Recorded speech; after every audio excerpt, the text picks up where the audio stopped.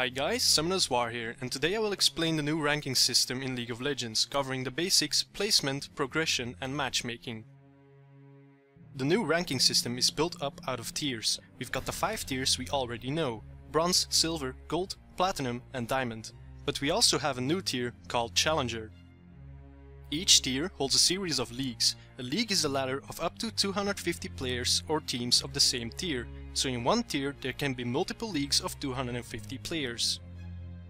Leagues are then broken down into divisions. Each league has 5 divisions, holding up to 50 players each. So a tier has many leagues, and each league has 5 divisions, so you can very well end up in the Gold tier, League 8, Division 2.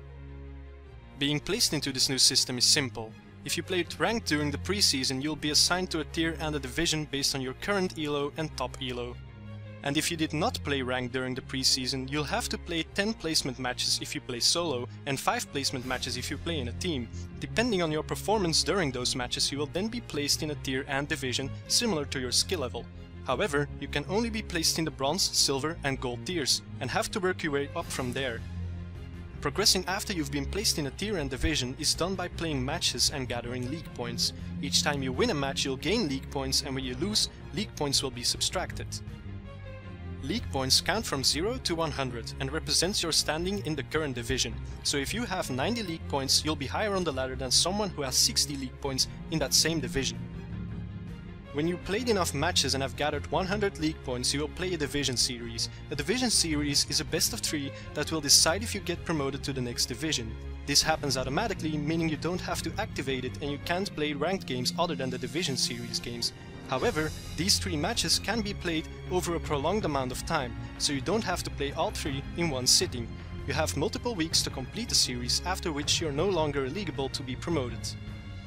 Other players cannot see if you are in a division series or not, so it's up to you if you want to tell them or want to keep it a secret.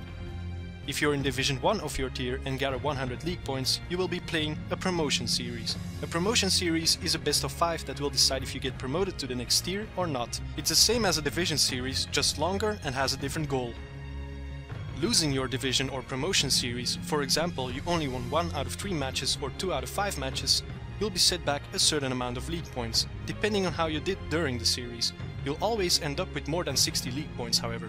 After you've gathered 100 league points again, you can retry the series. Winning the division or promotion series will result in you going up a division or tier. After you got promoted, you will start with 0 league points in that new division or tier. After you got promoted to a new division and lose your first game, you won't be kicked back to the previous division, as there is a grace period. A grace period gives you some space, let's say 5 matches, that you can lose without serious consequences, a safe zone. However, if you continue to lose games after the grace period has ended, you'll be demoted to the previous division. This does not apply for tiers. You can go up and down divisions in your tier, but you can never drop out of an acquired tier. Meaning that if you have 0 league points in Silver Division 5 and you lose your next game, you will not be demoted to Bronze Division 1. Riot has implemented this system to battle ladder anxiety. Those are people that don't want to ruin their gold status by losing another game. So once you got a new tier, the only way is up. There is an exception to this. If you don't play ranked for 28 days, you will start losing a number of league points every week. If you lose league points because you're inactive when you're already at the bottom, then you will fall down a division or tier. Since tier upgrades are permanent, you need to demonstrate that you can consistently keep up with the players from the next tier before the system will allow you to start the promotion series. Your league point earnings will be reduced when you're getting near to a promotion series, so you will need to win a few more matches before your promotion series will trigger. There is another way to lose league points. Q dodging will result in losing 1 league point and a ban from the matchmaking for 1 minute. Further Q dodges will cause a higher league point penalty and a 30-minute ban from matchmaking. Teams have a 10 league point penalty but no time penalty for dodging. Q dodging a division or promotion series match will immediately cancel the series. You then have to win another game to requalify yourself for another series. Now, let's talk about the Challenger tier. This tier works a little differently. The Challenger tier has no divisions, it's a single ladder. The maximum amount of teams that can be present in the Challenger tier is 50 for each realm. Once a Challenger tier is full, a team will always be demoted back down to Diamond whenever a new team is promoted into Challenger. Because of this, top Diamond teams must demonstrate that they can perform at a higher level than the lowest teams currently in the Challenger tier, and then they must win their Challenger promotion. If you're in the Challenger tier, inactivity will trigger after only 7 days. Inactive teams will be the first ones chosen for demotion after another team qualifies. Also, there is no cap on league points. Teams that continue winning can continue to earn league points and increase their lead in the standings. So, you might be asking yourself, where did ELO go? Well, ELO is still present and being used, but it's hidden. ELO is still used for the matchmaking. Matchmaking will continue to match you based on your hidden rating. That means if you stay roughly in the same spot for some time, let's say Gold Division 2, you will be matched with people from the Gold tier, with some spikes here and there.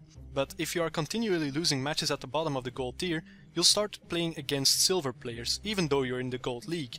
If this happens, you will start to gain less and less league points if you win a game, because your hidden rating is a lot lower than what it should be.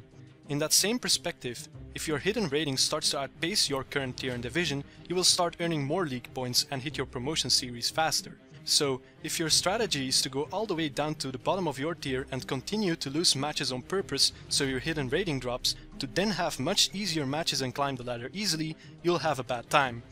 Your league point earnings will be so low that you soon will realize that you just wasted your time, and the time of your fellow players.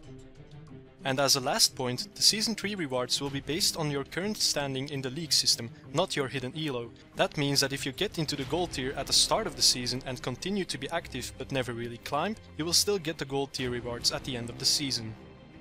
And that concludes the explanation of the new League of Legends ranking system to be used in Season 3. I hope this was able to answer a great deal of your questions, and I hope you liked it. If you did, please hit that thumbs up, and if you would like to see more content in the future, you always have the option to subscribe. Thank you for watching, and see you guys next time.